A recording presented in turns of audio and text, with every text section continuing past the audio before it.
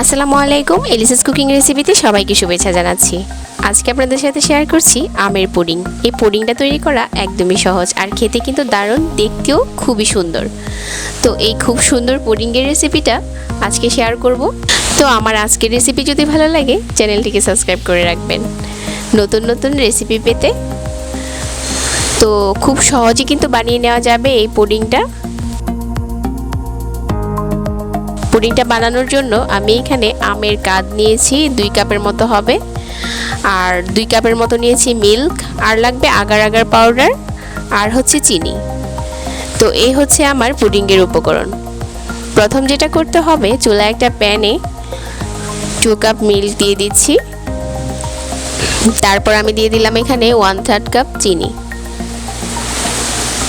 আর দিয়ে দিচ্ছি 1 চামচ আগার আগার পাউডার। এই আগার আগার পাউডারটা কিন্তু পুডিংটাকে জমাতে সাহায্য করবে।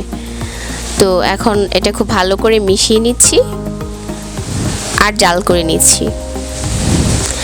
আর এই পর্যায়ে কিন্তু নাড়া বন্ধ করা যাবে না, নাড়তে হবে যাতে করে নিচে লেগে না যায়, কারণ আগার আগার পাউডারটা দিলে মিশ্রণটা কিন্তু অনেকটা ঘন হয়ে যায়। তো বেশ কিছুক্ষণ পর মিশ্রণটা ঘন হয়ে গেছে। তো এখন চুলা থেকে নামিয়ে নিচ্ছি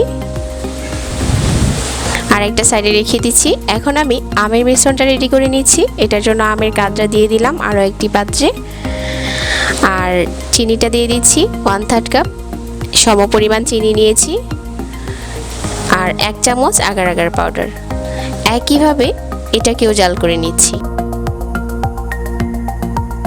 তো এই আমের মিশ্রণটাও যখন জাল করবেন তখনও অনবরত নাড়তে হবে যাতে লেগে না যায়, আর খুব বেশিক্ষণ জাল করতে হবে না, এখানে 3-4 মিনিট জাল করলে হয়ে যাবে।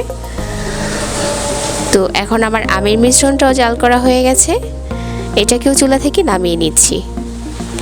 এখন হচ্ছে পুডিংটাকে সেট করার পালা। প্রথম আমি সাদা লেয়ারটা দিয়ে দিচ্ছি। এটার জন্য দুধে যে আগার আগার পাউডারটা মিশিয়েছিলাম প্রথমে দিয়ে দিচ্ছি ওই মিশ্রণটা। দেওয়ার পরে ফ্রিজে রাখার পরে প্রায় 5 মিনিট পরে এটা সেট হয়ে গেছে। আমি একটা লেয়ারের উপরে আরেকটা লেয়ার দিব, এজন্য প্রথম লেয়ারটাকে ঠান্ডা করে সেট করে নিতে হবে। এখন আমি দিয়ে দিচ্ছি আমের লেয়ার, আর একই কাপ দিয়ে মেপে নিচ্ছি যাতে মেজারমেন্টটা ঠিক থাকে।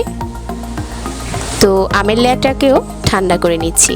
এখন আমের লেয়ারটা ঠান্ডা হয়ে গেছে, আমি উপরে আবার দুধের লেয়ারটা দিয়ে দিচ্ছি, আর এরকম করে আমি 4টে লেয়ার দেব।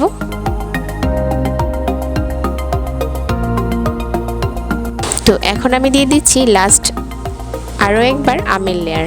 তো আমার 4টা লেয়ার দেওয়া হয়ে গেছে, আর এটাকে আমি প্রায় 15-20 মিনিটের মতো ফ্রিজে রেখেছি।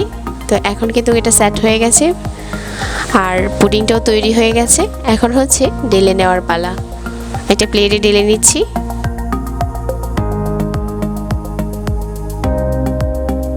খুবই সহজে আর সুন্দরভাবে এই পুডিংটাকে তৈরি করে নেওয়া যায়। এখন বাটিটাকে একটু ঝাঁকিয়ে পুডিংটাকে বের করে নিয়েছি। তো এখন কিন্তু দেখতে খুবই সুন্দর লাগছে। একটু কেটে শেয়ার করছি আপনাদের সাথে যে এটার ভিতরটাও কতটা সুন্দর হয়, আর খুবই সফট হয় এই আমের পুডিংটা খেতে, বানানোরও ওইরকম ঝামেলা নেই। তো আশা করছি আজকের এই সহজ সিম্পল রেসিপি সবার কাছে ভালো লেগেছে। এরকম আরও নতুন নতুন রেসিপি পেতে চ্যানেলের সাথেই থাকুন। আর এতক্ষণ ধরে আজকের রেসিপি দেখার জন্য অনেক ধন্যবাদ জানাচ্ছি। সেই সাথে আজকে বিদায় নিচ্ছি। আল্লাহ হাফেজ।